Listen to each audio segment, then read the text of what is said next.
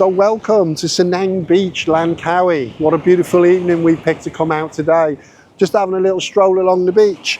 If you don't know an awful lot about Langkawi, it's a small island just off the west coast of Malaysia. It's known as the Jewel of Kedah, and it's kind of famous really for its lush beaches and jungle sort of habitat, unique wildlife, that kind of thing. For now, enjoy the sunset.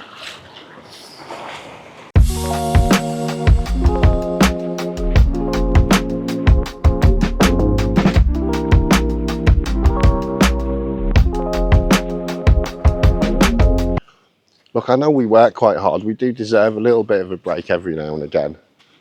So we're just going to find a locals place where the locals eat breakfast. It's quite nice coming out here while it's really quiet though. Can be quite busy here sometimes.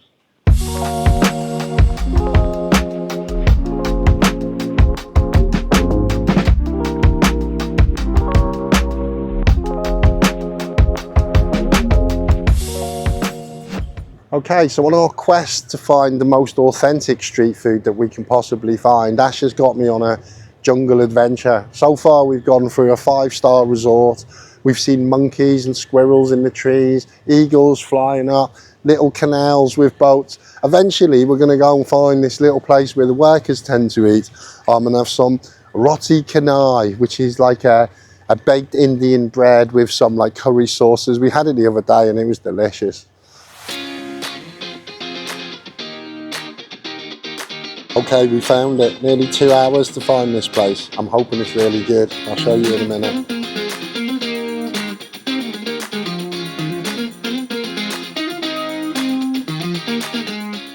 Two-hour epic journey. It was only 2 hours because we got a bit lost, to be fair, and we were just walking around and around, but it was a really good 2 hours. Okay, we've arrived at the Warung Roti Canai Sarong Barong. I'm reading that off the sign. I'll show you it later because I can't remember all of that. But this is what we came for, our 40p breakfast. You get this fresh bread, and you dip it in this spicy curry sauce, and you eat it, and it's that simple. The thing that makes this dish beautiful is not only is the curry nice and spicy and got loads of flavour, but the bread is freshly cooked, so you get the crispy bits on the outside, the soft bits in the middle. Honestly, if you're out here, this is a great breakfast to eat.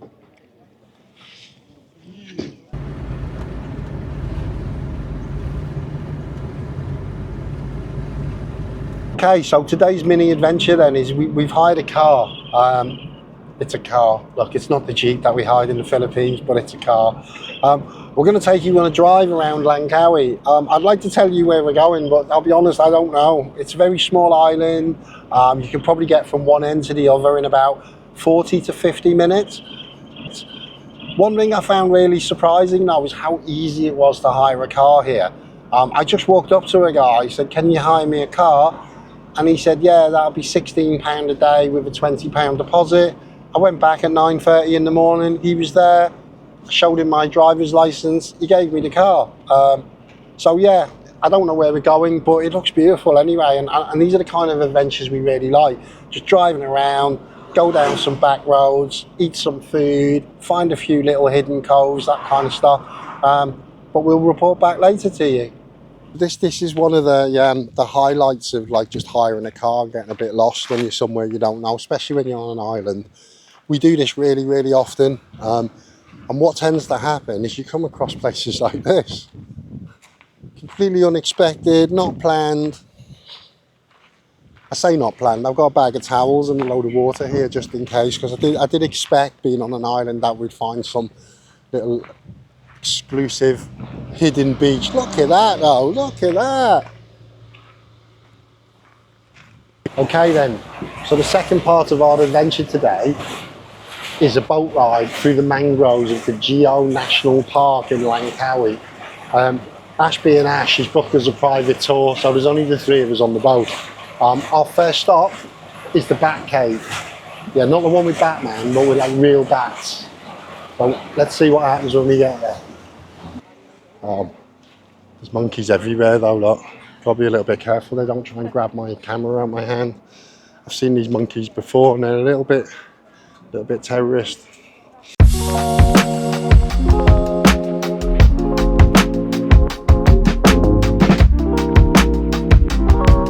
The bat cave. Most of the bats are asleep, to be fair. People making an awful lot of noise in there trying to wake them up. Quite an impressive cave though.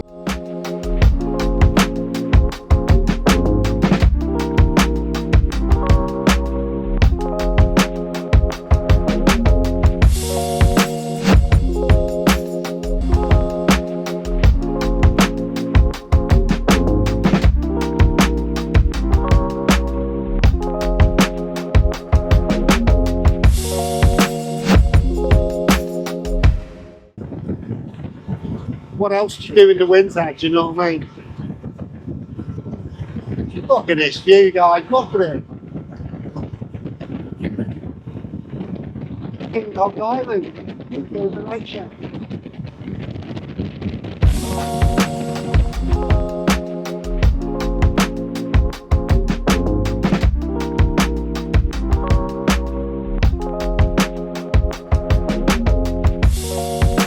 Driving around the island, going on speedboats, being chased by monkeys and finding secret beaches. It was a really cracking day, to be fair. I found a restaurant of choice in Langkawi.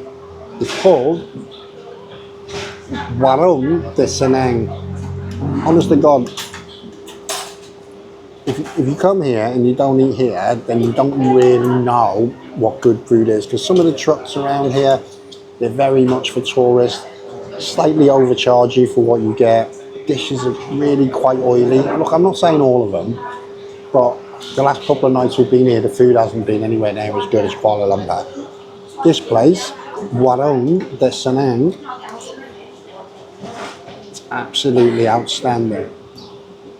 And really good value too. We're on the island of Langkawi in an area called Pantai Cenang. This is like the main tourist area of the island, really. This is where you'll get all your Western tourists, you get the nice long beaches, that kind of thing. It's quite a modern place, to be fair. It only really opened itself up in 1980s to tourism, but it's become like one of their main tourist attractions.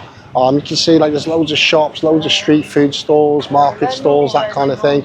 It's more associated with like a classic holiday town where you might go on holiday. Unlike some of the other places we've been to in Malaysia so far, like Kuala Lumpur, Georgetown. They're good for what they are, but if you want a beach holiday, sunshine, etc., this is the place to come.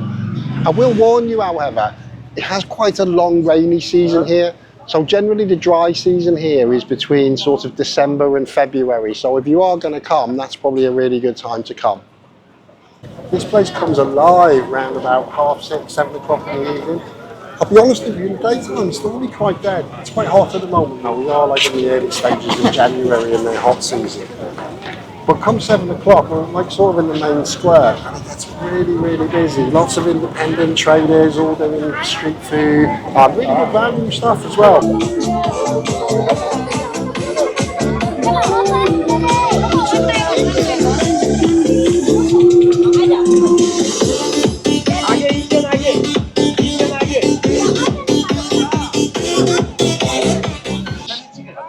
Beef. Just two beef. Beautiful. Things about the street food in a bag.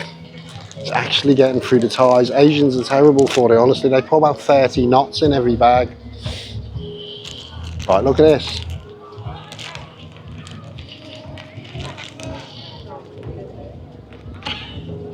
£1.90 that cost. God knows what it's going to be like. That can't be proper steak, surely. It isn't.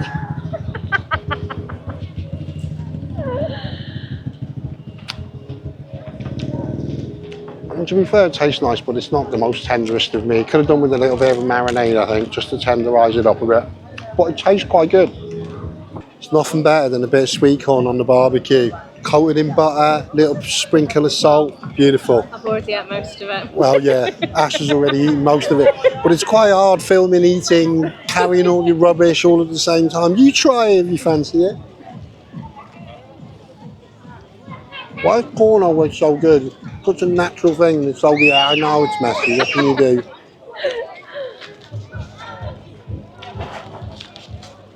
Tastes good though.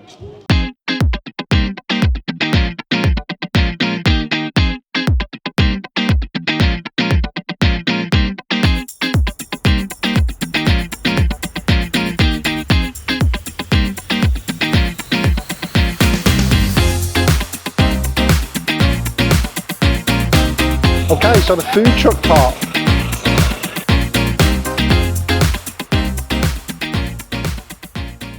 Tonight's main event, we're in the food truck part. There's like little trucks all down both sides, tables down the middle, as opposed to the square we were in a bit earlier. And we've gone for like a chicken cashew nut. I'll be honest with you, it's really, really tasty, but it is a little bit oily. But that seems to be the way things are here. We've gone for a seafood pad thai over here.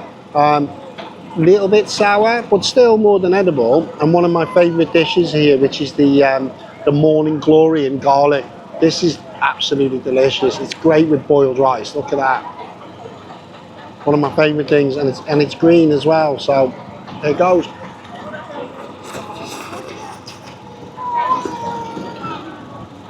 Just a couple of things to be aware of if you do come to Senang in Langkawi. Getting lunch in the afternoons is quite difficult. I mean, it's a beautiful day, it's sunny, it's a tourist destination.